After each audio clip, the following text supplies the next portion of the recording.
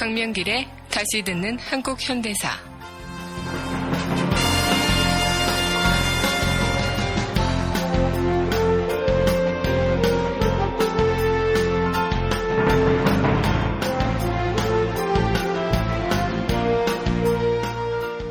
제5강 주선인을 때려잡은 주선인.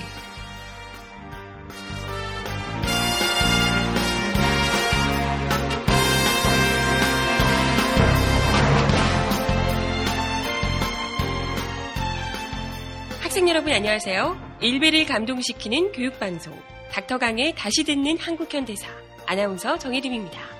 본 방송은 박세길의 다시 쓰는 한국현대사와 서울대학교 출판부의 한국사 특강 그리고 고등학교 한국사 교과서를 교재로 진행됩니다. 오늘도 다드사의 주인공 강명기 선생님 자리하셨습니다. 안녕하세요. 안녕하세요. 네, 오늘 방송이 지금 녹음이요. 추석 연휴 마지막 날 진행을 하고 있거든요. 예. 추석 연휴는 잘 보내셨나요? 별다르게 저는 가족들이 다 인천에 계시기 때문에 네. 가깝게 잠깐 갔다 왔습니다. 아니요, 이번에는 추석 연휴가 워낙 길기도 해서요. 저도 이제 지방에 내려갔다 오기도 했지만 여기저기 고향에 다녀오셨다가도 또 영화도 보시고 여행도 가시고 공연도 보시고 하시는 분들이 많으시더라고요. 아무래도 연휴가 좀 기니까 네. 좀 여유 있는 추석 연휴를 보내시는 분들도 많으실 거고요. 네네. 저는 여러분들한테 권해드리고 싶은 거 좀 하나 있어요. 뭐냐면 극장에도 가고 놀이공원에도 가고 경치 좋은 곳, 맛있는 것도 먹으러 가시는 것도 좋지만 이런 연휴 기간에 민족의 명절 기간에 박물관이라든가 이런 곳을 가는 것이 의미가 있지 않을까. 박물관이 근데 좀 너무 고리타분하고 제대로 된 박물관이 있나 싶어요. 그렇지 않아요. 예전의 박물관들이 좀 딱딱하고 옛날 유물이나 조금 있고 이랬는데 요즘은 주제별로, 테마별로 아주 재미있고 유익하게. 그래요? 그래서 좋습니다. 어떤 게 그렇게 재밌나요? 좀 알려주세요. 제가 연휴 첫날 갔다 온 박물관이 있는데요. 직접 다녀오셨어요? 예. 서울 광화문에 있습니다. 네. 서울 역사박물관에서 기획하고 있는 조국으로 가는 길이라는 조국으로 가는 길이라는 전시회가 있는데요. 그렇군요. 이거는 뭐냐면 일제 강점기 때 독립운동을 위해 몸바친 가족의 이야기를 기획해서 전시하고 있는 겁니다. 어떤 분들 우리가 또 익히 알고 있는 분들의 이야기인가요? 그렇게 이름이 나신 유명한 그러한 독립운동가는 아니고요. 네네. 아무래도 역사에서 조금 조명받기가 조명이 좀 덜 되었던. 사실 이런 분들의 이야기가 더 많이 또 알려질 필요가 있죠. 더 많이 발굴돼야 되고요. 예, 어떤 분의 이야기인지 간단히 소개 가능할까요? 바로 동농 김가진 선생님과 그의 아들인 김의한 선생님. 그 다음에 김가진 선생님의 며느리죠. 김의한 선생님의 부인인 수당 정정화 선생님. 그 아들이 바로 이제 김자동 선생님이 되시고요. 네네. 이 일가족의 이야기인데요. 먼저 동농 김가진 선생님 같은 경우에는요. 일제 강점기 구한 말에 우리나라의 관리였습니다. 외교관이었고요. 그렇군요. 관리셨는데 독립운동을 하셨던 분이에요. 예, 그렇습니다. 그렇죠? 대단하시네요. 일본어, 영어, 중국어까지 능통하셨던 분인데요. 외교 분야에 특히 두각을 나타내셨고요. 그리고 일본 공사로 총 6년 정도 근무하셨습니다. 그래서 조선의 자주 외교를 위해 노력하셨던 분입니다. 사실 일본하고 그렇게 또 가깝게 지낼 수 있는 그 자리에 계셨던 분이라서 누구보다도 더 친일파가 되기 쉬우셨던 분일 텐데. 그렇죠. 참 대단하시네요. 신념이 있고 또 지조가 있으시고 하셨던 분이었던 것 같습니다. 아주 집안도 거의 명문 집안입니다. 네네. 명문 집안이고요. 이분이 독립운동에 투신하게 된 계기는 바로 이제 1919년 바로 이제 3.1 독립운동이 일어나던 해고요. 이때 비밀 결사단체인 대동단의 총재직을 맡으십니다. 그러셨군요. 그리고 상하이로 이제 망명을 하셨는데 온 가족이 그때 다 같이 상해로 떠나게 되지요. 근데 특이한 게 며느리까지도 그렇게 독립운동을 같이 하셨다고 들었는데 여성의 몸으로 참 쉽지가 않은 일이잖아요. 그렇습니다. 대단하네요. 정정화 선생님 며느리지요. 아버님을 봉양하기 위해서 일단 떠납니다. 그리고 상해에서 중국에서 12년 동안 생활하시고요. 상해 임시정부의 안살림을 맡으셔가지고 그 독립운동가들의 뭐 식사부터 해서 네네. 모든 뒷바라지를 하셨던 상임 임시정부. 예. 지난 방송에서 우리가 그렇게 이야기를 많이 했던 임시정부에서 예. 안살림을 맡아 하셨던 대단하신 분이요. 그리고 독립자금을 마련을 위해서 국내에 몰래 잠입하시기도 한. 예. 참 사실 그런 명망가 집안의 시집을 온 분이시면 또 대단한 집안의 따님이셨을 텐데 예. 참 그 무시무시한 목숨까지 내걸고 이렇게 독립운동을 하셨던 분으로 또 우리가 잘 모르고 오셨다는 게 참 안타깝습니다. 네. 예. 이분은 바로 이제 광복이 되고 나서 네. 그 광복이 되고 나서도 바로 귀국을 하지 못합니다. 왜요? 그 군정에서 네. 그 상해 임시정부의 임정요인들 김구 선생님을 비롯한 그분들의 귀국을 막죠. 그래서 귀국할 때는 개인 자격으로 귀국을 해라. 예. 이래서 이분은 그 수당 정종환 선생님은 1946년 1월에 한참 있다가 이렇게 됩니다. 그렇군요. 사실 이제 우리가 그 어떤 분들보다 이렇게 독립운동을 위해서 목숨을 걸고 온몸을 바쳐서 애써주셨던 분들의 이야기는 사실 우리 후손들이 계속해서 기리고 한 분이라도 더 찾아내고 또 배우고 그분들의 정신을 아끼고 배우고 해야 될 일임에도 불구하고 너무나도 모르는 이야기들이 많아요. 예. 알려져 있는 분들조차도 제대로 알고 있지 못한 경우도 많기도 하고요. 그런 경우가 너무 많죠. 네, 그래서 이런 전시가 더더욱 많아졌으면 좋겠고 또 많은 분들에게 알려져서 관심을 모으고 또 더 잘 됐으면 좋겠습니다. 가격은 얼마인가요? 아주 환상적입니다. 무료입니다. 어머, 예. 무료예요? 시간을 맞추어서 가시면은요. 네네. 그 해설하시는 분. 네. 해설을 직접 들으시면서 관람을 하실 수가 있고요. 관람 규모가 그렇게 크지는 않고요. 네. 보시면 광복군의 군복도 보실 수가 있고요. 예. 윤봉길 선생님의 그 한인 애국단 가입 선언서도 보실 수가 있고 도시락 폭탄 이런 것도 보실 수가 있습니다. 우리 다대사 애청자분들은 반드시 들려서 전시 한번 해보셔야 될 것 같네요. 네. 그 박물관에 보면은 그 정종화 선생님 그 며느리 분이죠. 네. 며느리의 그 글이 있습니다. 그분의 그 문집이 바로 이제 장강일기. 그래서 장강이라고 하는 건 상해를 통해서 흐르는 그 양자강을 의미하는데, 네네.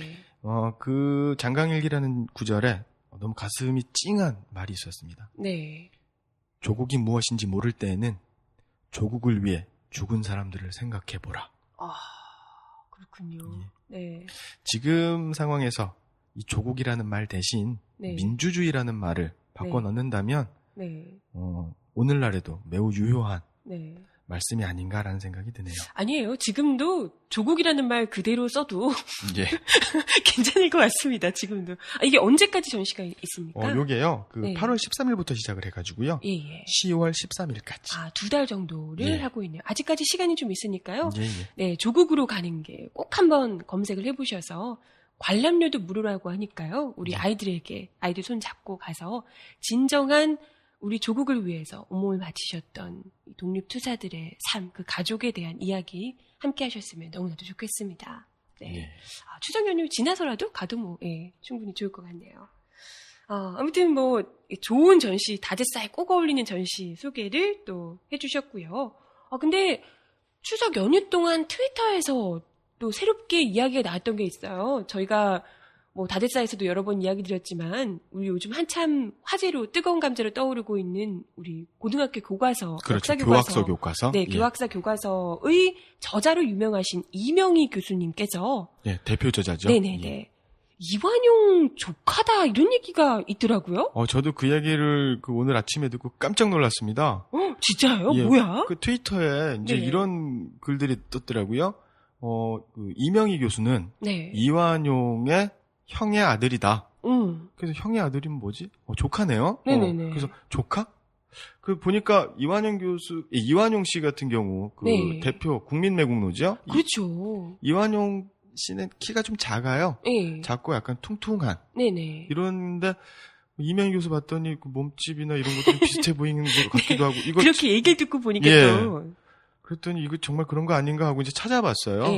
찾아봤는데 그것이 사실이다라고 이제 확증하기는 좀 어려울 것 같고요. 네네. 그렇다고 해서 사실이 아니다라고 보기에도 좀 어렵고 왜냐하면 드러난 게 별로 없어서 나름대로 찾아봤지만 예, 확증할 만한 증거가 예. 없는 상황에서 뭐 본인이 아니라고 하면 뭐 또 예. 어떻게 할 수가 없는 거니까요. 그래서 제가 지금 청취자 여러분들한테 말씀드리고 싶은 건 뭐냐면 그러한 사실, 그냥 가족 관계, 이것은 또 다른 연좌제가 될 수 있기 때문에 그쵸. 이명희 교수의 행적이 마음에 들지 않는다 하더라도 그것을 사실관계를 확인한 다음에 그쵸. 비판할 것은 비판하고 존중할 것은 존중하는 이런 자세가 필요하지 않나라는 생각이 들어요. 그리고 또 뭐 개인적으로는 그래요. 이완용 씨의 이 후손이라고 해서 무조건 우리가 비판하고 나쁘게 볼 것은 또 아니고요. 만약에 후손이 정말 이 뭐 할아버지든 아버지의 잘못을 과오를 정말 죄송스럽게 생각하고 뼈 아프게 반성하고 이런다면 또 우리가 받아들일 수 있는 부분이 있지 않겠어요? 그렇죠. 네. 그래서 뭐 이완용 씨의 자녀분들은 그렇게 잘 지내시나 모르겠네요. 뭐 대표적인 친일파였기 때문에 뭐 이완용 글쎄요 이게 뭐 연좌제 뭐 이 진화론 유전학 이런 거라고 이렇게 연관시켜서 뭐 피는 못 속인다라고 얘기하는 거는 지나친 비약일 그렇죠. 수 있겠지만 그 아버지를 이 친일파로 두었다면 조상을 친일파로 두었다면 그 자녀들의 행적도 자유로울 수가 없겠죠. 그래서 제가 그 이번 기회에 그 이완용의 후손들에 대해서 조금 찾아보았습니다. 근데 사실 또 그래요. 이제 우리나라에서 만약에 친일파들이 제대로 뭔가 좀 이 국가적인 심판을 받게 되고 법적인 처벌을 받게 되고 또 이 사람들에 대한 단죄가 좀 이루어지는 과정이 있었더라면 이분들의 후손들도 또 다른 평가를 받을 수가 있었을 텐데 이게 아무래도 그런 과정이 없었기 때문에 이분들의 후손들이 오히려 요즘에는 친일파의 후손들도 더 부자로 살고 있고 그렇죠. 그런 분들이 워낙 많으셔서 좀 걱정이 되는 부분이 있거든요. 뭐 이거 참 안타까운 현실이긴 한데 자손들이 잘 살고 있나 봐요. 좀 잘 살고 있죠. 대표적으로 잘 살고 있는 사람이 바로 이제 이병도 씨가 됩니다. 아들인가요? 어떻게 되나요? 이병도 씨 같은 경우에는 이완용의 먼 친척이라고 이병도 씨 가문에서 주장을 하고 있는데 이 먼 친척이라고 하는 이야기가 얼마나 먼 친척인지 대단히 추상적이고 관념적인 주관적인 개념이기 때문에 삼촌 아니에요? 그래서 이제 조카뻘이다. 이렇게 보시면 될 것 같습니다. 그러면 이명희 교수가 아니라 이완용 씨의 진짜 조카가 이병도라는 분이란 말씀이시죠? 이분이 유명하신 분인가요? 역사를 전공하시는 분들 같은 경우에는 뭐 반드시 알아야 되는. 그 정도로 유명하신. 저도 뭐 이병도 씨가 쓴 책을 좀 많이 읽었고요. 뭐 역사학계에서는 뭐 대표적인 대표 사학자이기 때문에 대단히 중요한 위치를 가지고 있습니다. 근데 국민 매국노인 이완용 씨의 조카분이 대한민국의 대표 사학자라는 게 참 아이러니하네요. 하긴 지금 여러분께서는 강명길의 다시 듣는 한국 현대사를 듣고 계십니다. 이병도 씨 같은 경우에는 본관은 우봉이고요. 이완용하고 본관이 같습니다. 그다음에 경기도 용인 출생이고요. 용인이라고 하면 경기도 광주, 경기도 용인, 경기도 지금 그 성남. 그 이완용이 오늘날의 그 성남, 분당, 광주 요쪽 사람이거든요. 그러니까 그 근처 사람이니까 그리고 또 이 지역이 그 우봉 이씨. 집성촌이에요. 그럼 집안 사람이기는 확실하네요. 그렇습니다. 얼마나 가까운지는 좀 확인할 필요가 있는데 사실 예전에 뭐 이런 얘기가 있지 않습니까? 고려 시대에 그 고려에서 조선으로 넘어오면서 고려의 왕족들이 그 어떤 핍박을 피해서 이름을 좀 바꾸기도 하고 언제나 이제 그런 일들이 좀 역사적으로 좀 있지요. 그래서 이완용의 후손들도 그와 비슷하게 이름을 바꾼다거나 족보를 살짝 변형시킨다거나 하는 신분 세탁을 살짝 할 수 있었던 가능성도 있다 이렇게 볼 수가 있고요. 그것과 상관없이 이병도가 이완용과 관련이 없다 하더라도 이병도의 어떤 친일 행적은 마땅히 심판받아야 마땅합니다. 그러니까 이완용 씨 조카인 것으로 추정이 되는 이병도 씨 역시도 친일파란 말씀이시죠? 그렇습니다. 이분이 또 조카시면 나이대가 좀 일제시대에는 젊으셨을 것 같은데. 그렇죠. 이병도 씨 같은 경우에는요. 1896년에 태어나서 1989년에 사망을 합니다. 바로 뭐 대표적인 양적은 좀 생략하고요. 일본 와세다 대학 진학을 하고요. 그다음에 서양사를 전공할 생각이었습니다. 네. 그런데 한국인으로서 한국사 연구가 필요하다라고 생각을 해서요. 네. 한국사를 공부를 하기 시작합니다. 네. 그리고 대학 졸업 후 귀국해서 중앙고등보통학교에서 역사 지리 선생이 되고요. 아, 그때가 일제시대였단 말씀이시죠? 그렇죠. 일제강점기입니다. 그리고 1925년부터 1929년까지 조선사 편수회라고 하는 일제에 의해서 조선의 역사, 우리의 역사가 왜곡되고 날조되는 그런 조선사 편수회에서 활동을 하게 됩니다. 아, 그러니까 한마디로 일본이 우리나라의 역사 자체를 조작하고 왜곡하고 예. 하는 일에 앞장서서 그렇죠. 하시던 그런 분이었단 말씀이시죠? 예. 학계에서는 이병도 씨의 그때 사관, 예. 실증사학이라고 하는데 이 실증사학이야말로 대단히 과학적인 역사관이다 라고 이야기를 하는데 그것은 사실과 다릅니다. 예. 실증사학이라고 하는 말은 실제적인 증거, 증명을 통해서 네. 과학적인 분석을 통해서 사실관계를 확인하는 것이 역사학의 기본 바탕이다. 네. 이런 개념이란 말이죠. 상식적으로는 논리적이게 보이는데요. 틀린 네. 말은 아니죠. 네네. 그런데 그 이면이 바로 뭐냐면 우리나라의 고대사를 왜곡하기 위해서 이다라는 거죠. 고대 역사는 실제적으로 눈에 잡히는 증거가 제대로 갖춰진 것이 많이 없기 때문에 그렇죠. 우리 역사를 상당히 단축시키고 예. 좀 날조하는 그런 것에 쓰일 수 있는 게 이 실증사학이다 이런 말씀이시군요. 대표적인 것들이 단군조선, 네. 단군을 신화화하고 그쵸. 역사적 인물로, 역사적 사실로 하는 것을 부정하는 것이 되는 거고요. 일본의 역사에 비추어서 네. 일본의 역사에 비해서 우리나라의 고대사, 네. 구석기, 신석기의 그렇죠. 역사를 연도를 좀 낮추고 그래서 일본이 먼저다. 이런 식으로 조작하고 네. 왜곡하는데 앞장섰던 네. 그런 사관이 바로 실증사학입니다. 일제시대에 일본의 거의 앞자격으로 한국 예. 역사를 왜곡하는 일에 앞장서셨던 분이 이병도 씨다. 이런 말씀이시고요. 그러고 나서 사실상 이렇게 친일 행각을 하셨으면 광복 이후에는 또 뭘 하셨는지도 궁금하네요. 광복 이후에는요. 네. 4.19 혁명 이후에 문교부 장관, 학술원 회장. 그렇군요. 문교부 장관. 이런 일을 하셨던 분이 우리나라에서 또 문교부 장관 광복 이후에 하시게 됐고요. 참, 네. 그리고 또 대한민국에서 아주 역사학의 대부로 그렇죠. 자리를 잡으셨단 말씀이시죠? 훈장도 많이 받습니다. 금성무공훈장, 서울시 문화상, 네. 5.16 민족상, 국민훈장, 무궁화장. 5.16 민족상이요? 예, 그렇습니다. 어마어마한 분이군요. 예. 네. 근데 이제 이병도 씨가 했었던 실증사학이라고 하는 게 뭐냐면, 네네. 간단하게 말씀드리면, 고대사 분야하고 삼국사기, 삼국유사의 초기 기록은 실증할 수 없다. 네네. 그러니까 거기에 나와 있는 이야기를 믿을 수가 없다. 네. 그래서 우리나라의 고대사를 전반적으로 부정을 하게 되는 겁니다. 네, 통째로 그냥 날려버린 예. 얘기군요. 그리고 설하다 이런 식으로. 한반도 이제 고대국가라고 네. 하면 부여, 고구려, 동해, 옥저, 삼한, 네. 고구려, 백제, 신라의 어떤 건국 연도라든가 이런 연도를 수백 년씩 뒤로 이제 당기는 거예요. 뒤로. 미루는 거군요. 그렇죠. 예. 예. 그래서 굉장히 역사가 짧은 민족으로 만들어버리기 위한 예. 조작에 앞장섰던 인물이다. 그래서 결론이 뭐냐면 네. 일본의 지배를 받는 것은 역사의 퇴보가 아니라 진보다.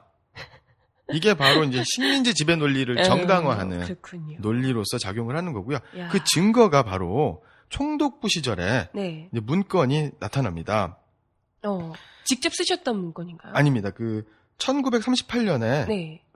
발행한 제목 필잠 이상의 문서. 네. 그래서 종묘의 기원이라는 기원의 부분에서 단군은 정사에 전하지 않아 설이 분분하지만 단군에 대한 기록을 사실로 본다. 특히 사마천의 기록과 삼국유사, 동사고기 등 많은 역사서를 참고해 볼 때 단군의 실체를 인정하지 않을 수 없다. 라고 이제 일제강점기 때 단군의 존재를 인정합니다. 그런데 우리나라 지금 어떻습니까? 단군은 신화다. 그쵸. 신화적인 존재다. 네. 라고 해서 최근에야 실존 인물이다. 역사적 인물이다라고 지금 바뀌어가고 있는 과정이죠. 예. 왜냐하면 일본의 역사보다 우리가 더 빠르거든요. 그렇죠. 그러면 일본 입장에서 대단히 자존심 상하는 일이거든요. 네. 우리가 자기들이 지배를 하고 있는 예. 민족인데. 그렇군요. 이병도 씨가 그런 분이다. 지금 이제 이미 돌아가신 분이라고 아까 예. 말씀을 하셨고요. 이런 분을 또 참 역사학의 대부로 모시고 있는 나라이니 지금 현재 일어나고 있는 이런 역사교과서 왜곡 이런 것들도 뭐 참 단시간에 일어난 깜짝 서프라이즈 사건은 아닌 것 같습니다. 근데 이병도 씨의 뭐 이렇게 아들들이나 이런 분들도 현재 뭐 살아 계실 텐데 이분들도 뭐 문제가 있는 인물이 있나요? 이병도 씨의 아들 같은 경우에는요, 바로 그 이충영 씨라고 네네. 서울대학교 교수, 서울대 농대 학장 출신이고요. 뭐 이분이 뭐 친일을 했다. 네. 뭐 이런 거는 뭐 아들이니까 그때 나이대 자체가 뭐 그렇진 않겠죠. 아버지가 1917년생이니까. 그런데 이제 이분의 그 이병도 씨의 손자가 되겠죠? 손자가 바로 이건무, 이장무 두 명입니다. 그런데 먼저 이장무 씨 같은 경우에는 네네. 바로 서울대학교 총장을 지냈죠. 다들 할아버지는 문교부 장관이시고 뭐 서울대 총장 하시고 장난 아니네요. 그리고 바로 그 둘째 아들이 되겠죠. 네. 이건무 씨. 네. 이건무 씨 같은 경우에는 문화재청장. 문화재청장까지? 이 문화재청장이 된 계기가 언제냐면 그 이명박 정부 들어서면서 남대문이 소실되지 않습니까? 네네네. 그때 유흥준 즉 나의 문화유산 답사기의 저자인 유흥준 교수가 문화재청장에서 사임을 하게 되죠. 네, 원래 노무현 정권 때 그렇죠. 문화재청장이셨던 분이 MB 정권 들어오면서 사임을 하시게 됐죠. 그 후임이 바로 이건무 씨입니다. MB 각하께서 데려오신 분이 바로 문화재청장, 새로운 문화재청장이 바로 그럼 멀리 따질기까지는 아니어도 어찌됐건 대충 따져보면 이완용 씨의 거의 증손자뻘이라고 할 수 있는 분이잖아요. 그렇죠. 그런 분이 문화재청장. 그때 당시에도 문제가 많았겠네요. 문화재청장 때보다 이분이 나중에 어떻게 되냐면 국립중앙박물관 관장을 취임을 하게 됩니다. 이러면서 이제 그 이병도 자기의 할아버지에 대한 친일 행정 논란 그리고 이완용과 이병도가 혈연 관계 아니냐, 조카하고 삼촌 관계 아니냐 이런 게 논란이 있었어요. 이때 이제 이건무 씨가 이제 이런 말을 합니다. 손자가 박물관장 자리 때문에 할아버지를 욕보이는 것 같아 가슴이 아팠습니다. 할아버지는 창씨 개명도 안 하신 분입니다. 자식들에게도 창씨 개명을 시키지 않았습니다. 네. 형성평가 1번 다음의 보기가 설명하는 일제강점기의 학술단체를 고르시오. 보기 이 단체는 일제가 한국 역사를 그들의 통치 목적에 부합되도록 편찬하기 위해 설치한 한국사 연구기관이다. 일본 민족의 우위성을 고취하고 역사 교육을 통해 한국민의 민족의식을 배제하고자 하였으며 특히 단군조선의 실체를 없애기 위하여 단군조선을 신화로 왜곡하고 한국사를 왜곡 말살하는 데 주도적인 역할을 하였다. 일제는 이 단체의 고문에 부일 역적들인 이완용, 권중현을 앉히고 박영효, 이윤용을 비롯해 일본인 거물들과 어용학자들을 위촉하였다. 1. 감염무도회 2. 촛불집회 3. 명랑운동회 4. 반민족행위 특별조사위원회 5. 조선사 편수회. 갑자기 저는 이 이야기를 듣는데 우리 지난 다드사 방송에서 했던 말이 기억나네요. 이게 누가 봐도 친일파인 사람에게는 굳이 찬씨 개명조차도 권하지 않았더라라는 이야기가 문득 떠오르면서 다시 한번 말씀드리면 그 당시 조선총독부는 창씨 개명을 강제로 실시하지 않았다는 것을 보여주기 위해서 거물급 인사들에게는 예외를 허용했습니다. 네, 그 거물급 인사 중에 한 분이셨다는 거죠. 이병도 씨께서. 대표적으로 창씨 개명을 하지 않았던 사람이 그 반민특위에 제일 먼저 잡혀간 연행된 사람, 그러니까 친일파 1호가 되겠죠. 박흥식 씨, 바로 화신백화점 사장입니다. 그 다음에 방응모 조선일보 사장도 창씨개명을 하지 않았습니다. 아, 창씨개명을 안 했다는 게 독립투사였다는 증거가 절대 아니라는 것을 우리가. 그렇죠. 예. 친일 행적을 하지 않았다라는 증거가 될 수 없다라는 거죠. 예, 오히려 최고 친일 행각을 했던 사람이다. 최고였다라고 볼 수도 있다. 예. 네. 그리고 또 이런 게 있습니다. 그 이완용 씨가 이제 죽지요. 네네. 죽고 나니까 그 무덤이 훼손될까봐 후손들 굉장히 걱정을 많이 합니다. 예. 예. 그랬겠죠.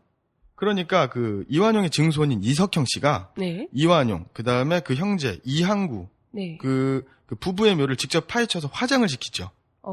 근데 그 당시에 이완용의 관뚜껑에는 붉은 페인트로 일본 정부가 부여한 그 조선총독부의 관직 이름, 네. 조선총독부 중추원 부의장 이위대훈위 우봉 이공지구라고 하는 그 글이 써져 있어요. 네. 예, 이 관뚜껑에 써져 있는데 이 관뚜껑을 이장하면서 주민들이 네. 가져갑니다. 그리고 원광대학교 박물관에 기증을 합니다.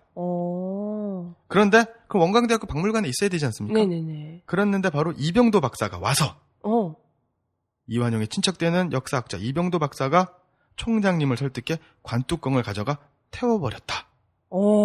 라는 증언이 있습니다. 그게 아무 상관없는 인물이라면 굳이 그걸 가져가서 태우거나 그럴 수고를 하지 않으셨을 텐데요. 이것을 반대하는 반론을 제기하는 사람 입장에서는 이렇게 얘기를 합니다. 이병도 교수가 네. 역사학자 이병도가 이완용의 관뚜껑을 가져다가 태워버린 것은 네. 친일파의 유물이 네. 박물관에 있는 것은 적절하지 않다. 뭐 이렇게 얘기를 하는데 글쎄요. 네.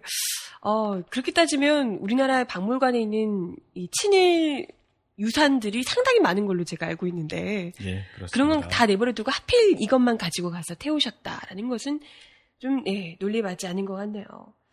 아무튼 뭐 이완용 씨의 조카뻘 되시는 분 그리고 증송자까지 이런 우리나라 최고의 대학이라고 불리는 서울대 총장 그리고 뭐 문화재 청장 등등 해서 아주 우리나라 역사를 주물럭주물럭 하고 계시더라 이런 이야기까지 드렸는데요. 그러면 뭐 이명희 교수하고는 별로 상관이 없는 분인 것 같아요. 이렇게만 들어보면 별로 뭐 관계는 없다. 아직까지 네. 밝혀진 바에 의하면. 근데 요분 한 명을 더 얘기하면 네네. 우리 굉장히 많이 잘 알고 있는 네. 분입니다. 이어령 씨. 예. 네네네. 이어령 씨도 굉장히 유명하신 분이죠. 예, 그 이어령 씨의 칠촌 숙부가 바로 이병도가 됩니다. 네. 다 그렇게 얽혀 있는. 예. 혼맥이 아니라 혈맥이군요, 혈맥. 그렇죠. 네. 이어령 씨 같은 경우에는 우리나라 초대 문화부 장관. 그렇죠. 이화여대 석좌 교수. 네네. 대단하신 분이지요. 그렇죠. 시인이자, 정치가이자, 소설가이자, 네. 평론가이자.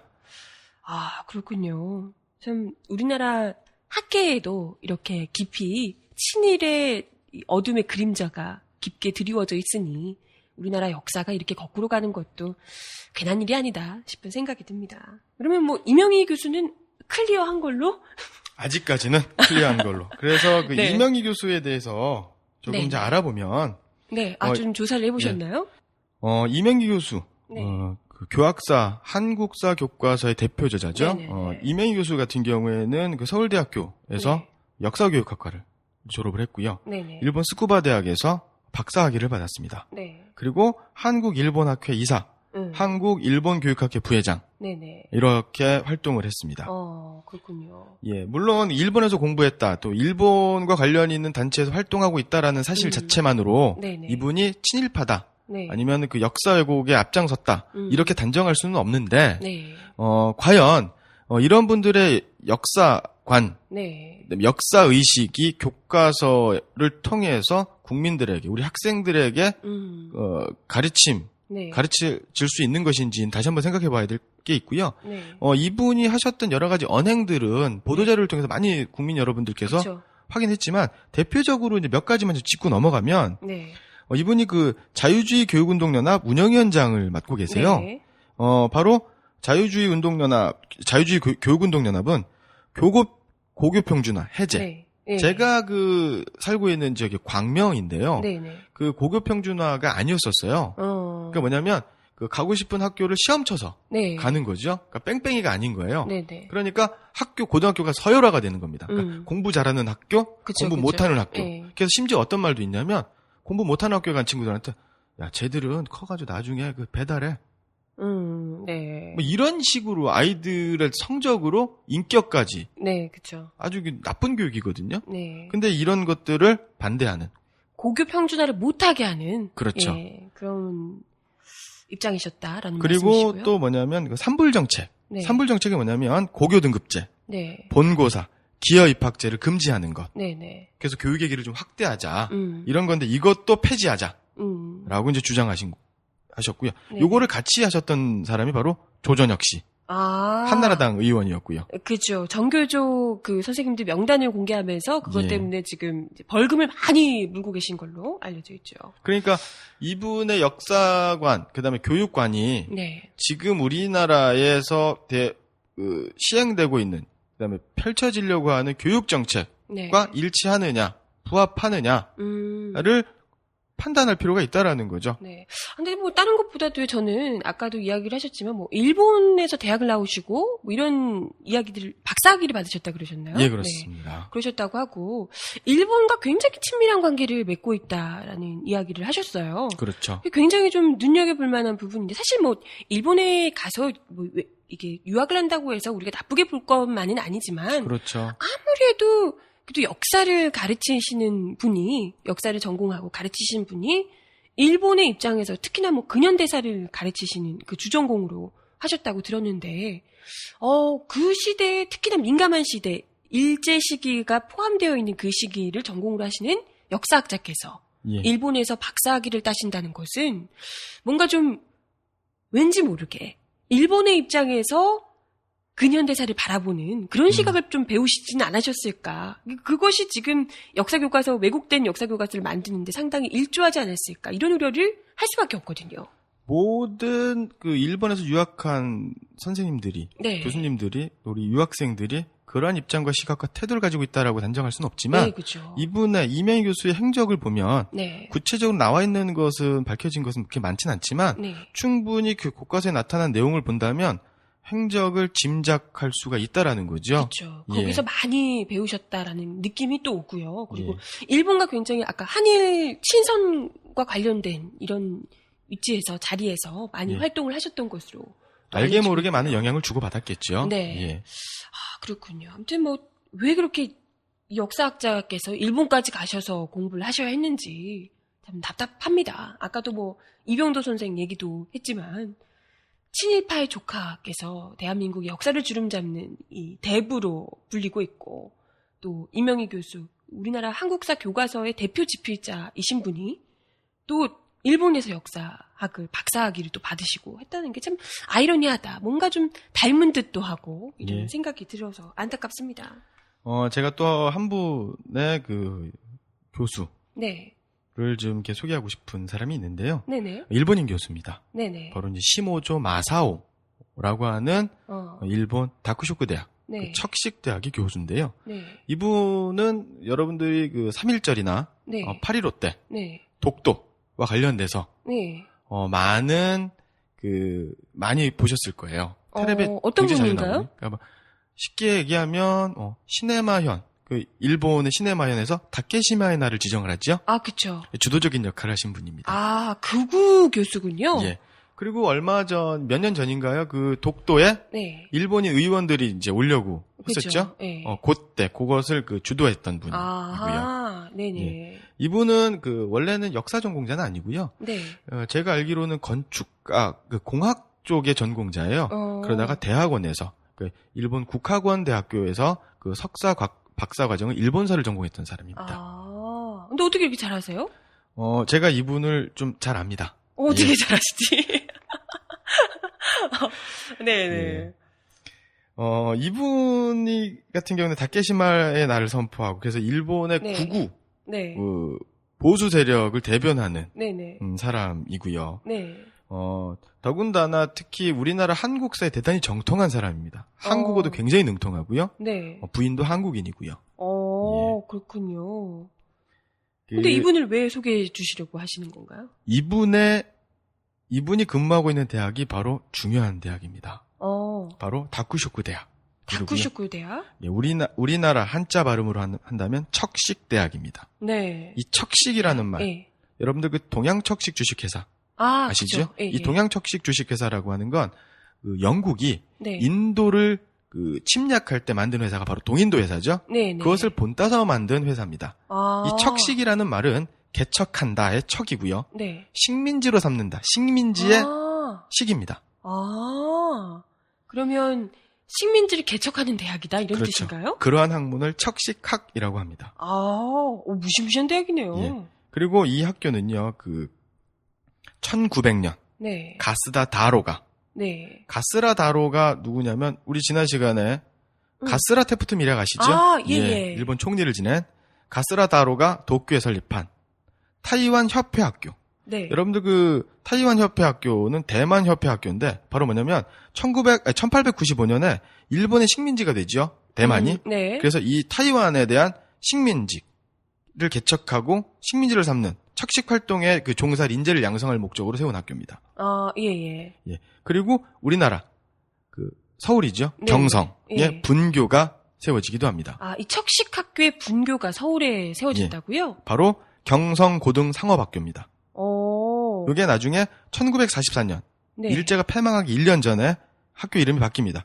경성경제전문학교. 경성경제전문학교요? 예. 그리고 이제 광복을 맡게 되죠. 네네. 그러면서 서울대학교 상과대학으로 개편됩니다.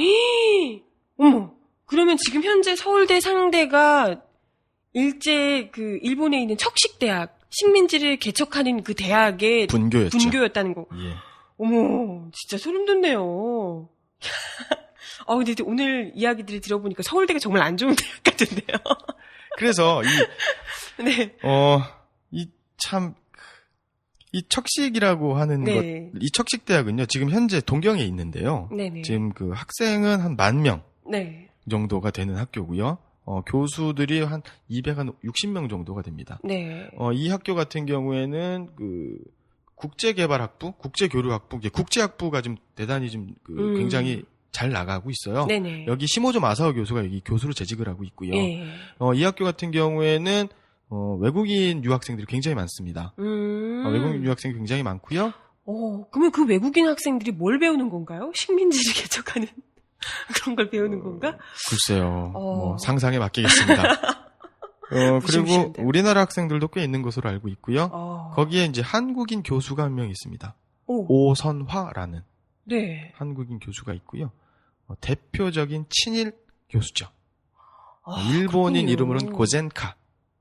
고젠카라는 교수. 여러분들 그 포털 사이트에서 오선화를 검색하시면 네. 이 사람의 행적에 대해서도 자세히 알 수가 있습니다. 네, 정말 척식대학에서 교수를 맡고 계시다라는 것만으로도 모르고 거기 가셨진 않을 테니까요. 예. 그렇죠? 그리고 이 학교는 일왕이 은사금을 내려준 학교이기도 합니다. 그쵸. 일왕의 사랑을 듬뿍 받는 학교답겠네요. 그쵸. 척식대학. 이름부터가 무시무시. 2번. 아래 보기가 설명하는 일본의 교육기관의 이름을 고르시오. 보기. 가스라 테프트 미략의 당사자인 가스라 다로가 1900년 도쿄에 설립한 식민지 전문요원 양성학교이다. 1907년 10월에 경성 분교가 설치됐으며 광복 이후 서울대학교 상과대학으로 개편되었다. 2005년 다케시마에 날을 제정하고 일본 자민당 보수우파 의원단의 울릉도 방문을 기획한 다케시마 문제연구회의 좌장인 시모조 마사오가 교수로 재직하고 있는 대학이다. 1. 스쿠바 대학 2. 나루토 교육대학 3. 도토리 대학 4.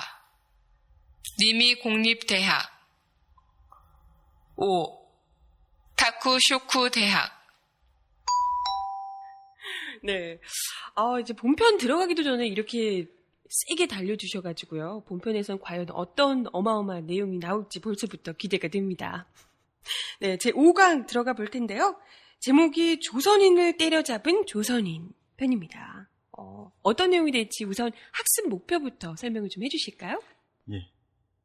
네. 오늘의 학습 목표는 반성과 사죄가 없는 죄악은 용서해서도 잊어서도 안 된다. 네. 입니다.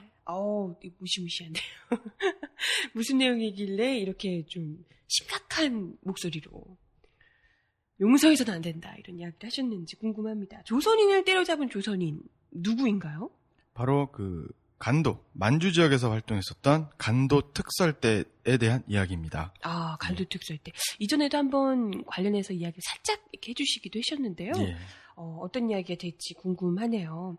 간도 특설대, 시기가 어느 시기에 활동을 했던 부대인가요? 그러니까 일제의 패망이 막바지에 접어들었던 네. 1930년대 후반부터 광복 직전까지, 광복 네. 때까지 일제 패망 때까지 활동했었던 특수부대고요. 네네. 이 특수부대는 그러니까 1938년부터 네. 1945년까지 간도 지역을 중심으로 활동한 친일 무장단체입니다. 사실 그 일제가 패망하기 직전이 가장 뭐랄까요, 이 독립군에 대한 학살이나 그렇죠. 탄압이 가장 또 심했던 때라고 알고 있거든요. 아주 참혹했던 시기였죠. 네. 근데 친일이라고 하면 제목도 그렇지만요. 이분들이 이제 일본인이 아니었다는 말씀이신 거죠?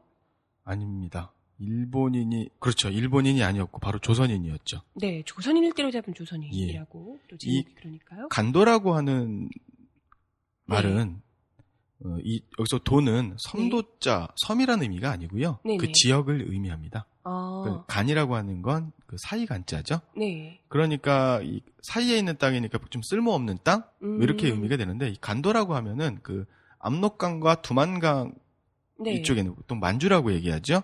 이런 쪽이고요. 이 간도는 바로 그 우리나라 조선과 그 중국과의 네. 경계, 그다음에 또 러시아와의 경계입니다.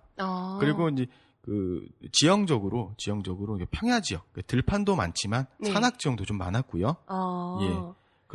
그랬었던 것이고 그다음에 또 그 청나라 시기에는 네. 정책적으로 그쪽에 대한 관리를 예. 조금 좀 소홀하게 했었던 지역입니다.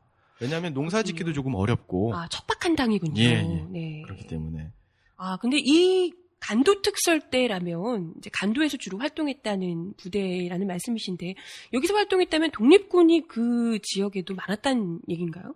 그렇죠. 아무래도 제가 전에도 말씀드렸었지만 네네. 그 백오인 사건 이후로 네네. 그 신민회가 해산이 되면서 네. 많은 독립운동가들이 네. 그다음에 정미칠조약, 네. 한일 신협약이라고 하죠. 예. 이후에 군대가 해산이 됩니다. 그러면서 많은 그 독립운동가들이 우국지사들이 그 국내에서의 독립활동, 독립운동이 벽에 부딪히게 되니까 일본의 그 탄압으로 인해서 네. 그래서 만주 지역으로 많이 건너가게 됩니다. 예. 그렇게 되고 한 30년대, 40년대 되면 그 조선에서의 수탈을 견디다 못한 네. 많은 농민들이 네. 우리 조선 국민들이 사람들이 많이 이제 그 만주 지방 간도 지역 이런 그렇죠. 쪽으로 간도 지역으로 가서 그 개척을 해서 네. 먹고 살려고 그 척박한 땅으로 예. 가셔서 고생을 하셨군요. 네. 근데 여기에 활동하던 우리 독립군들을 때려잡던 예. 조선인들이 바로 간도 특설대다 이런 예. 얘기인데요. 참 이게 어찌 보면 그래도 좀 억지로 이제 끌려가서 그런 것 아닐까 싶기도 하고요. 우리 또 일본에 좀 징용이 많이 되고 했습니까? 그래서 그렇죠. 혹시나 이런 간도 특설대 역시도 강제로 징용돼서 가서 어쩔 수 없이 또 그렇게 되진 않았을까요? 아닙니다. 자발적이었습니다. 그래요? 간도 특설대는? 이 간도 특설대는요. 그 1937년 네. 11월 그 만주국에 네. 그 간도 성장에 임명된 이범익이라고 하는 조선인 친일파가 있습니다. 네. 이 사람은 그 일제치하에서 충남도지사, 중추원 참의, 동양척식주식회사 감사 등을 역임한 친일파입니다. 그렇군요. 예. 이 간도 성장이 된 그 이범익, 네. 이 친일파가 일본의 환심을 사려고 자발적으로 조선총독부에다가 간도 특설대를 설립할 것을 제안을 합니다. 그리고 그 다음 해인 1938년에 네. 1기 입대식이 열리게 됩니다. 설립 당시의 명칭은 조선인 특설부대. 조선인 특설부대. 예, 나중에 간도 특설부대. 네. 예. 근데 왜 하필 이 독립투사들을 잡는데 조선인을 굳이 투입을 한 걸까요? 뭐 간단한 겁니다. 그 한자 성어가 있죠. EEJ. 오랑캐로서 오랑캐를 제압한다. 네. 일본의 입장에서는 조선인에 대해서 조선인이 너무나 잘 알고 있기 때문에 조선인을 통해서 조선인을 통제하고 제압하는 것이 네. 굉장히 효과적인 식민지배 통치 방식이었다. 라고 이제 봤었던 거고요.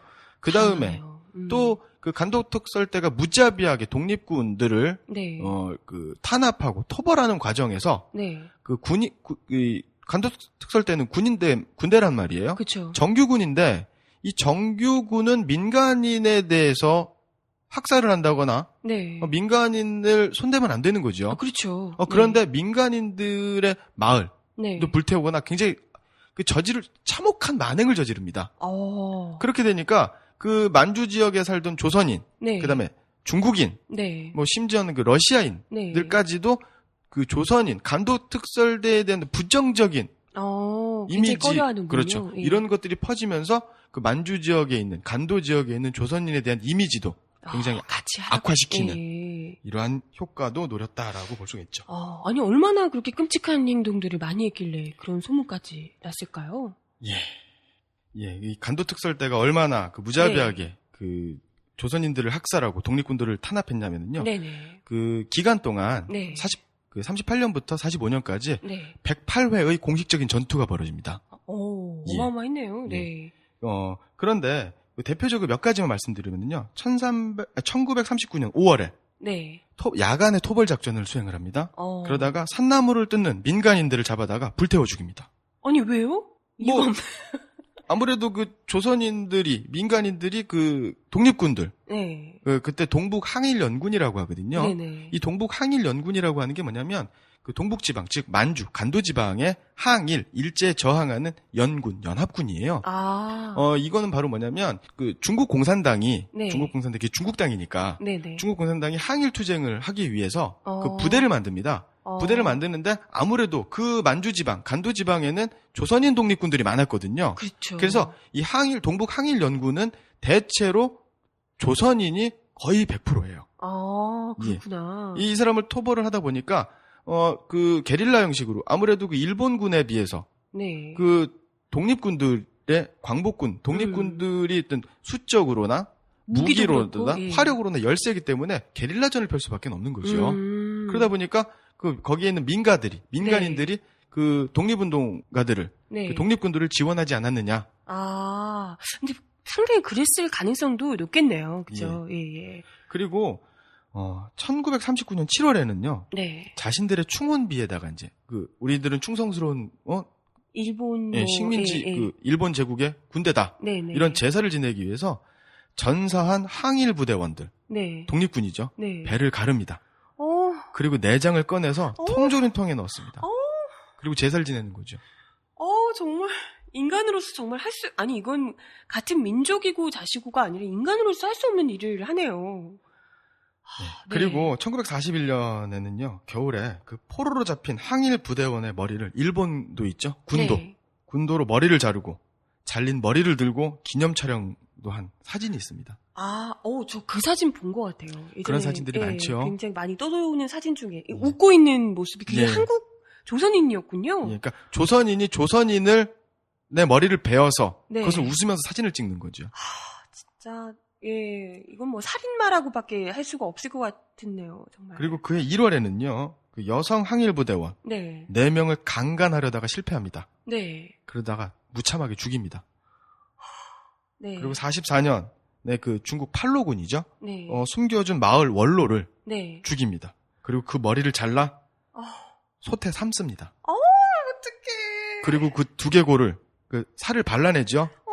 그리고 장식품으로 만들고. 정말. 이게 사람이 할 짓입니까? 네, 듣기만 해도 너무 끔찍하네요, 정말. 제가 우리 강의 처음에 네네. 그 유연산 씨라고 네. 그 조선족이고요. 그 네. 연변자치주의 그 사학자입니다. 네네. 이분이 쓴 책이 이름이 바로 일송정 푸른 소래는 선구자가 없다.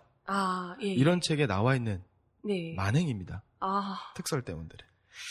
근데 이게 정말 조선인으로 100% 꾸려졌던 부대에서 저지른 만행이었다는 거고요. 몇 가지 사례만 봐도 나머지 그 108번의 전투에서 어떠한 끔찍한 일들이 이보다 더하면 덜했지 덜하진 않았을 판 악행들이 자행이 되었을까. 그냥 그 머리를 자르고 웃으면서 사진을 찍었다. 이것만 봐도 이 간도특설대에 있었던 부대원들의 이 악행이 어느 정도였는가를 짐작하게 합니다. 그러면 이 간도특설대가 사실 일제 거의 끝에 끝 무렵에 말기 그렇죠. 무렵에 예. 있었던 부대이기 때문에 사실 광복하고 난 이후에도 이분들이 뭐 죽거나 어디 가거나 하진 않았을 거란 말이죠. 예. 이 부대원들 중에 우리가 알고 있는 분들이 있을 가능성이 있겠네요. 대단히 많습니다. 네네. 대단히 많은데 대표적으로 2사람, 네. 3사람 정도만 얘기하면은요. 네네. 그 신현준. 신현준? 예, 신현준은요. 그 해병대 사령관을 합니다. 광복 후에. 간도특설대를 하다가 해병대, 우리나라 대한민국의 예, 해병대 초대 사령부. 해병대 사령관이 됩니다. 참. 그러니까 네. 해병대 중장이 되죠. 별세 네. 되고요. 그다음에 정일권. 네, 정일권. 정일권 씨는 그 사성 장군이죠. 우리나라에서 네네. 사성 장군이 되고요. 국무총리까지. 그리고 이 박정희 대통령, 네. 박학기 마사오하고도 굉장히 관련이 있죠. 정인숙 사건. 이 정인숙이라고 하는 그 호스티스라고 하죠. 그 요정의 그 접대부가 네. 아이를 낳게 됩니다. 네. 이 아이의 주인이 누구냐? 아이의 아빠가 누구냐? 그죠. 이래서 그 정일권 씨가 네. 있고요. 그 다음에 우리가 잘 아는 백선엽. 이분 또 요즘 말이 참 많은 분이시네요. 그렇죠. 예. 육군참모총장, 계엄사령관. 그 다음에 우리나라 최초의 사성 장군이고요. 예. 교통부 장관을 네. 지냈던 사람입니다. 화려한 예. 스펙을 자랑하시는 백선엽 그 외에도 굉장히 많은데 네. 대표적인 사람들만 이렇게 찝었고요. 네. 이 746명이 네. 그 간도특설대의 대원이었습니다. 네네. 그렇고요. 예. 이 간도특설대가 되려면은요, 조건이 있습니다. 예. 첫 번째로는요, 20세 미만, 예. 네, 한인 남자. 20세 미만이면 굉장히 어렸단 말씀이잖아요. 그렇죠. 그 다음에 학력도 보통학교 졸업 이상의 학력. 그 다음에 보증인이 2명 이상이 되어야 됩니다. 그러니까 신원 보증이 확실해야 되는 거죠. 네. 그리고 전과가 없어야 되고요. 네. 예. 전과가 무슨 소용인가요? 거기가 살인마가 되는데. 참. 네. 그리고 이러한 그 간도특설대, 네. 그 독립군 토벌대가 되죠. 네. 이 토벌대가 되는 건 굉장히 망설이게 되죠. 네네. 내가 조선인인데 조선인을 때려잡는 그쵸. 부대의 부대원이 된다라고 하는. 네. 그래서 달콤한 유혹을 합니다. 어떤 이유가 하나요? 만주 군관학교 입학. 네. 그다음에 일본 육군사관학교를 유학시켜주겠다. 라고 해서 실제로 그 1기생 중에 3명이 봉천 군관학교에 입학을 하게 됩니다. 참. 근데 저는 무엇보다도 아까 그런 악행을 저지른 머리를 솥에 삶고 막 뼈를 발라내고 이런 악행들, 내장을 통조림으로 만들어가지고 이런 악행들을 저지른 사람들이 20세 미만이었다는 거잖아요. 그렇죠. 정말 너무너무 끔찍하네요. 진짜. 참. 그런 부대원 중에 우리가 알고 있는 백선엽 장군이나 이런 사람들, 그렇죠. 그리고 해군 총사령관? 예. 네. 해병대 사령관이죠. 해병대 사령관이 되기도 했고, 대한민국의 군의 거의 기틀을 마련하는 양반들이 바로 간도특설대 조선인을 때려잡던 조선인들이었다는 게 정말 소름이 끼칩니다. 대표적으로 네. 그 말한 사람들 중에서 그 네. 아까 이제 정일관, 그 다음에 또 신현준, 네. 백선엽 네. 말고 그 만주에는요, 네. 만주국에는 2개의 군관학교, 육군사관학교가 있습니다. 네네. 바로 봉천 군관학교, 그 다음에 예. 또 신경군관학교. 네. 이 신경군관학교가 바로 그 박정희 대통령이 다녔던 두 군관학교죠. 학교가 다 일본 예. 군관 학교인 거죠? 예. 예. 그러니까 아까 말씀드렸던 우리 오늘의 주제인 간도특설대의 대원들은 746명 모두가 조선인이었고요. 네네. 그 다음에 그 만주국에 있던 2개의 그 사관학교, 군관학교죠. 군관학교 출신들까지 합쳐가지고 주요 인물들을 말씀드리겠습니다. 네네. 김동아, 광복 후에 그 해병대 사령관이고, 이 사람은 나중에 그 중장으로 예편을 하는데 헌법심의위원회 위원이 되고요. 김영국, 네. 그 다음에 해병대 부사령관. 이분들이 지금 군관학교에 계셨던 분들이라는 그렇죠. 거죠? 신경군관학교, 네. 그다음에 또 봉천군관학교, 네. 그다음에 김은균, 김윤근, 네. 수도방위 사령부 사령관, 네. 5.16 쿠데타의 주역, 그다음 네. 국가재건 최고회의 교통체신위원장, 박림항, 5.16 군사쿠데타 군사혁명위원, 네. 최고회의 최고위원, 건설부 장관, 방원철, 5.16 쿠데타 직후 혁명군 미 8군과의 그 불화를 네. 그 쿠데타가 나니까 미 군정에서 좀 반대하거나 네, 네. 이렇게 됐죠. 미 8군하고 그래서 이 불화를 조정하는 역할을 하고요. 네. 그다음에 논산훈련소 참모부장, 그다음에 백선엽 아까 말씀드렸고요. 네. 송석하, 광복구 24단장, 국방대학원장, 네. 그다음에 신현준 정말... 말씀드렸고요. 예관수 육군사관학교의 그 교가 비슷한 용진가라는 노래를 작사하고요. 윤태일 36사단장, 서울시장, 5.16 장학회 이사, 제9대 국회의원, 이기건 26사단장, 한국방공혁명 이사, 최주종 5.16 쿠데타 군사혁명위원, 국가재건 최고회의 최고위원, 8사단장, 군수기지사령관, 최창원 수도사단장, 국방대학원장, 네. 최창윤 광복후의 군단장, 최치환 이승만 대통령 비서관, 공보실장, 제6대 7대 국회의원, 국회 건설위원회 위원장, 경향신문 사장. 아니, 이거 얘기를 쭉 들어보니까요. 우리나라 군 체계를 모두 간도특설대 또는 일본 군관학교에서 다 만들었다라고 볼 수가 있을 것 같고요. 1차적으로는. 그리고 계속해서 등장하는 게 5.16 쿠데타 관련 인물들이에요. 예. 다들 5.16 쿠데타, 지금 박정희 대통령 역시도 5.16 쿠데타, 아니, 군관학교 출신이시란 말이죠. 예. 거기서 맺었던 인물들, 관계들을 다 이용해서 5.16 쿠데타를 일으켰던 것으로 추측이 가능하네요. 그 인맥이 5.16까지, 쿠데타까지 또 이어졌던 거라고 볼 수가 있겠네요. 예. 참, 네, 무시무시합니다. 대한민국의 안보를 책임지는, 나라의 국방과 안보를 책임지는 대한민국 군의 기강을 모두 친일파들이 마련을 했더라라는 거잖아요. 대한민국 적어도 네. 대한민국 국군의 깃틀은 친일파, 네. 일본군 장교 출신의 조선인들이 했다. 네. 라고 보는 게 정확한. 그 중에서는 더러 조선인들을 직접 때려잡는 일에 앞장섰던 간도특설대 대원들도 상당수 포함됐었다. 아니, 이럴 수가 있나요? 이게? 아니, 어떻게 이럴 수가 있어요? 나 진짜 너무 화가 나네요. 일본 육사나 만주 군관학교 출신 중에서 50명 이상이 네. 대한민국 국군의 장군으로 승진을 합니다. 어떻게 이렇게 돼요? 이게 어떻게 됩니까? 예, 그리고 이제 대한민국 정부 수립 후가 이게 대한민국 정부 우리 건국절 이야기했었잖아요. 네네. 그러니까 정부가 수립이 된 거는 이제 1948년입니다. 그리고 나서 1959년. 네. 10년 넘게죠. 네. 2월까지 육군 참모총장은 일본군 장교 또는 만주 국군 장교 출신들이 독차지합니다. 정말. 예.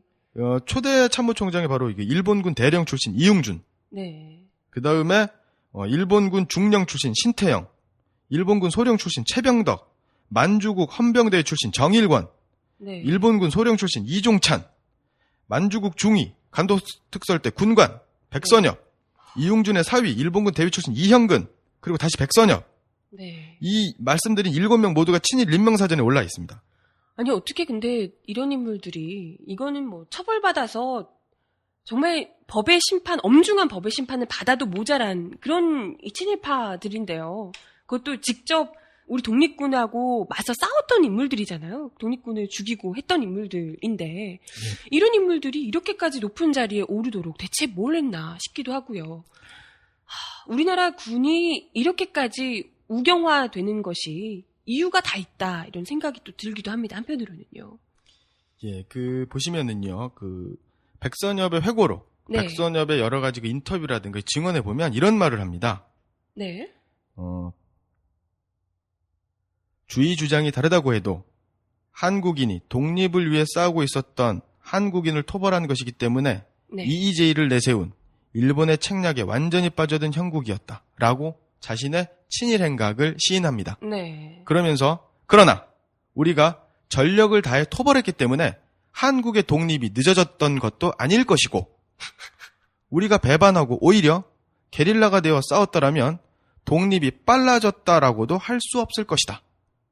아니, 배반한다는 건 뭐예요? 일본을 배반한다는 말인가? 그렇죠. 그러니까 자기가 이 백선엽 씨가 네. 자기가 독립군을 토벌해가지고 독립이 늦어진 거 아니다. 네. 아무런 책임이 없다는 거죠. 본인이 간도특설대에 있었던 것은 분명한 사실이지만 이것이 역사의 큰 흐름에 아무런 문제가 없었기 때문에 본인은 아무런 죄가 없다. 이런 뜻으로 해석이 가능한 거죠. 그렇죠. 예.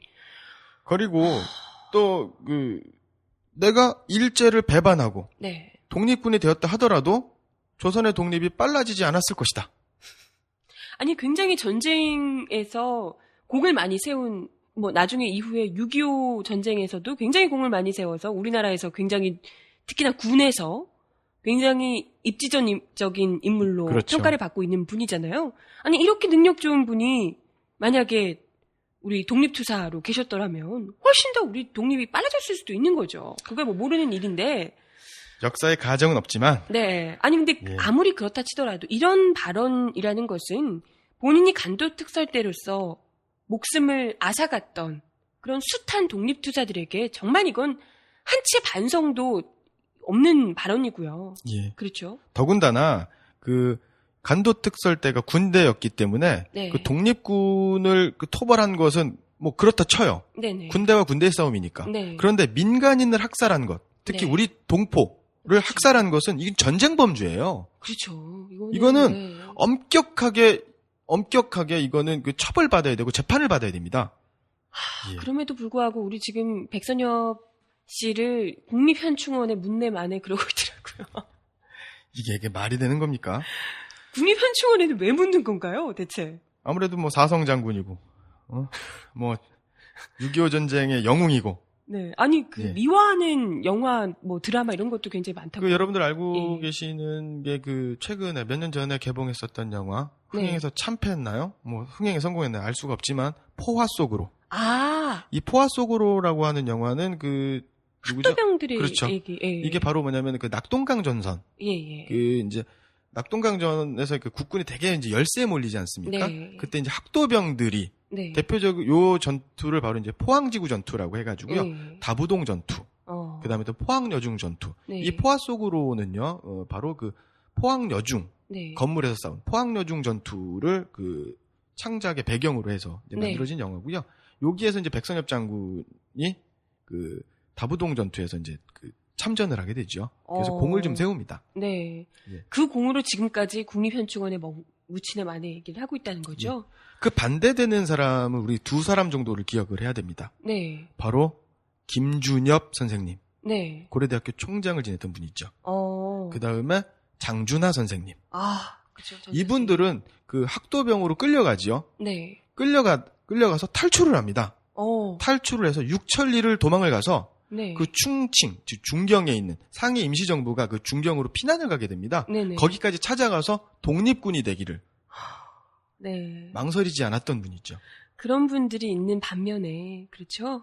네, 일본의 조선인을 때려잡는 조선인의 지원을 해서 직접 지원을 해서 거기서 참 아주 끔찍한 학살을 저지르고도 아직까지도 전혀 이 잘못을 반성하는 기색조차 없는 이런 인물도 있습니다. 그리고 이 백선엽 씨는 박정희 대통령이 5.16 군사쿠데타를 일으키는데도 엄청난 역할과 기여를 하게 됩니다. 네, 그것도 유명하죠. 생명의 은인이라고나 할까요? 백선엽 장군이 박정희 대통령의 생명의 은인이라고요? 예, 그렇습니다. 여러분들 아시는 1948년 4월 3일 제주도에서 벌어졌던 일. 4.3 사건. 그렇죠. 요즘에 개봉했었던 영화 지스를 통해서도 잘 알고 있죠. 이때 여수에 있는 14연대에게 이승만 대통령이 국방부에서 명령이 떨어집니다. 제주도에서 무장 폭동이 일어나고 있으니 진압을 해라. 출동 명령을 내립니다. 군 부대에게요? 예.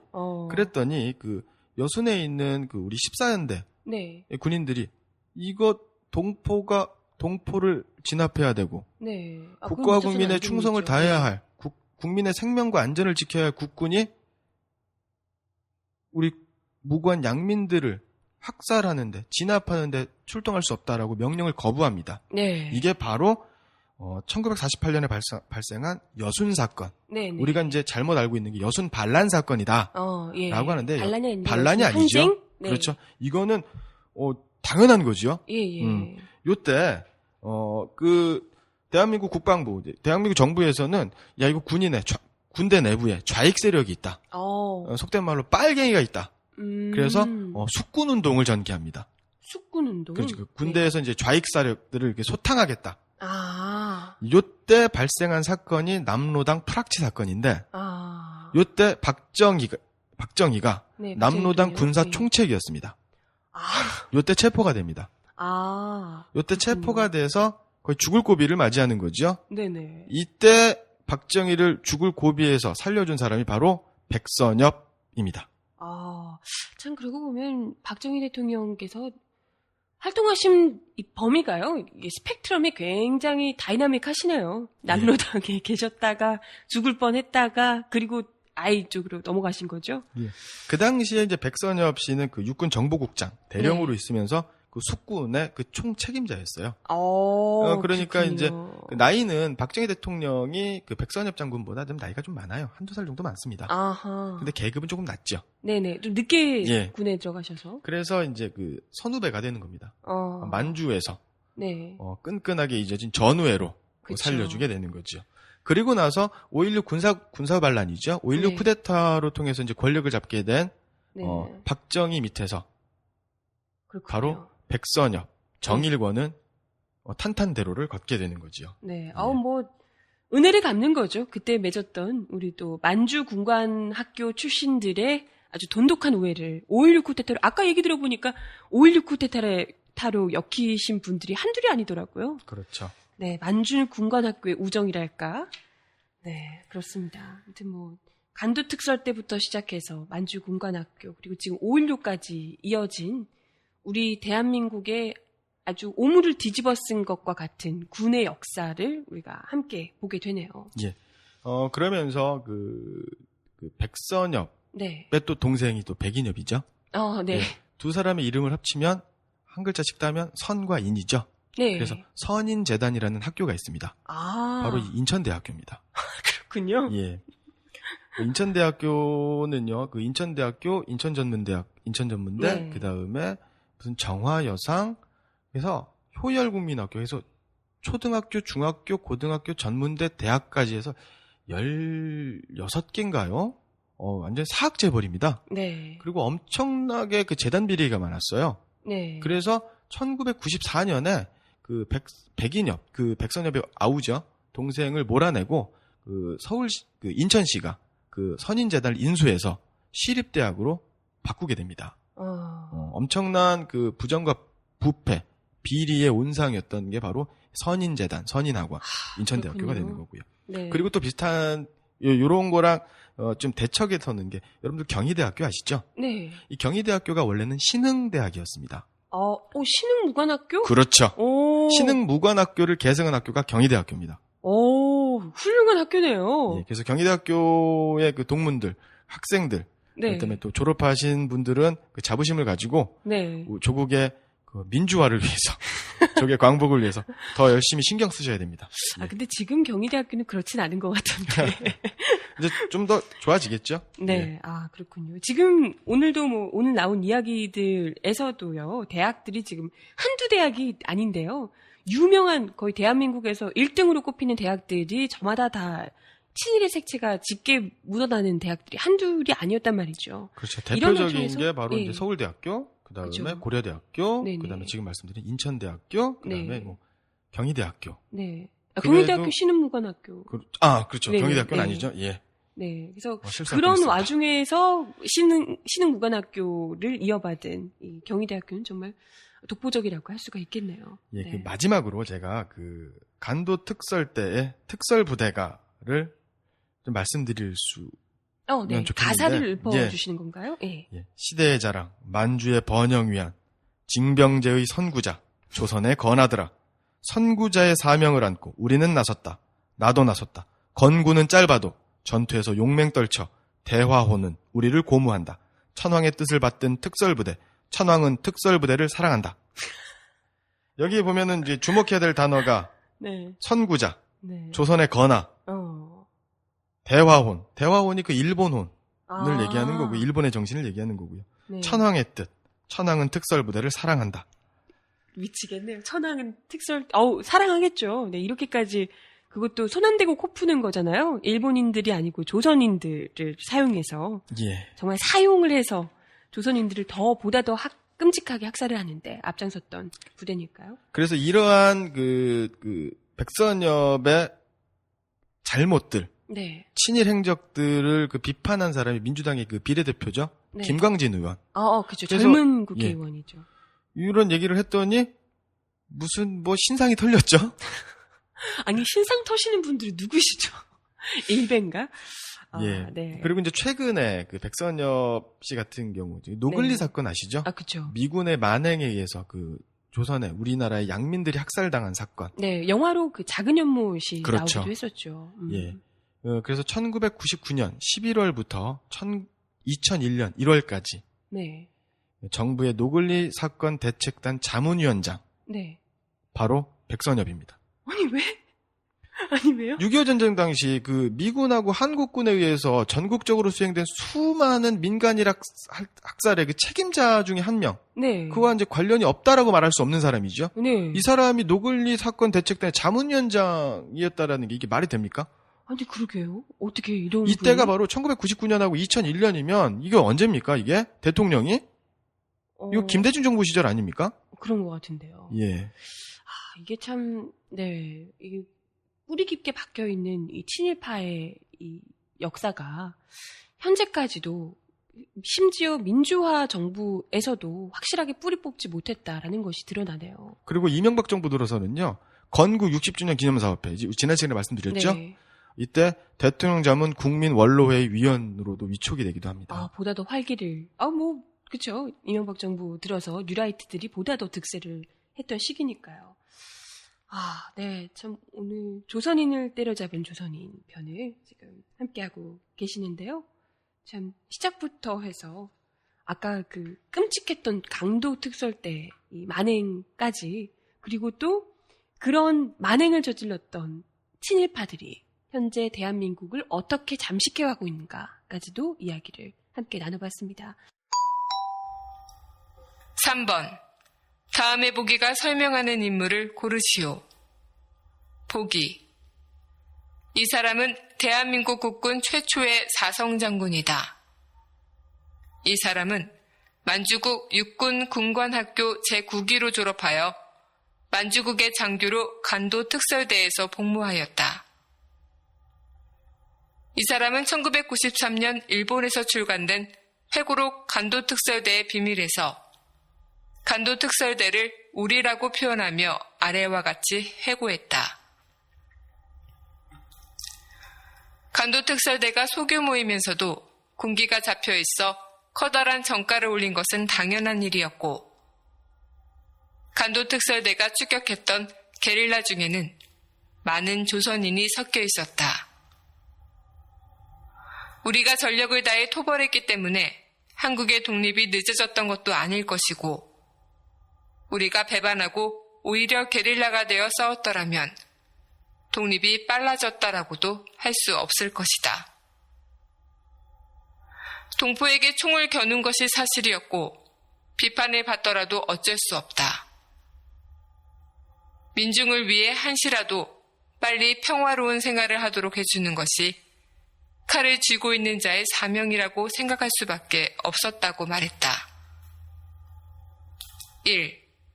윤봉길 2. 장준하 3. 김준엽 4. 이봉창 5. 백선엽. 오늘 강의 간단하게 또 요약을 해주시면 어떻게 될까요? 학습무표에서도 말씀드렸던 것처럼요. 네. 최근에 이승만과 백선엽에 대한 찬양 프로그램이 공중파를 통해서 제작이 되고 있고, 네. 광화문에 이승만 대통령의 동상을 세우자. 법정의 판결은 내려졌을지 몰라도 역사의 법정에서는 아직 판결이 내려지지 않았고, 네. 그 판결은 진행 중입니다. 네. 그 역사적인 사실은 숨길래야 숨길 수가 없습니다. 다만 우리 기억에서 잊혀지는 거거든요. 네. 잊어서는 안 될 거고요. 잊혀지지 않는 역사는 반복된다라고 하는 사실. 네. 우리 명심해야 되겠습니다. 네, 참 오늘 강의를 쭉 듣고 보니까요. 강의 시작 부분에 우리 또 강명기 선생님께서 이야기를 해주셨던 수당 정정화 선생님의 말씀이 딱 떠오릅니다. 조국이 무엇인지 모를 때에는 조국을 위해서 죽은 사람들을 생각해보라 라는 말씀. 정말 지금 대한민국의 거의 모든 기틀을 휘어잡고 있는 그런 분들의 만행을 보면서 우리 조국을 위해서 목숨을 바치셨던 분들의 뜻이 무엇이었는지 깊이 생각해보는 시간이 되었으면 좋겠습니다. 오늘 말씀, 오늘 강의 감사합니다. 고맙습니다.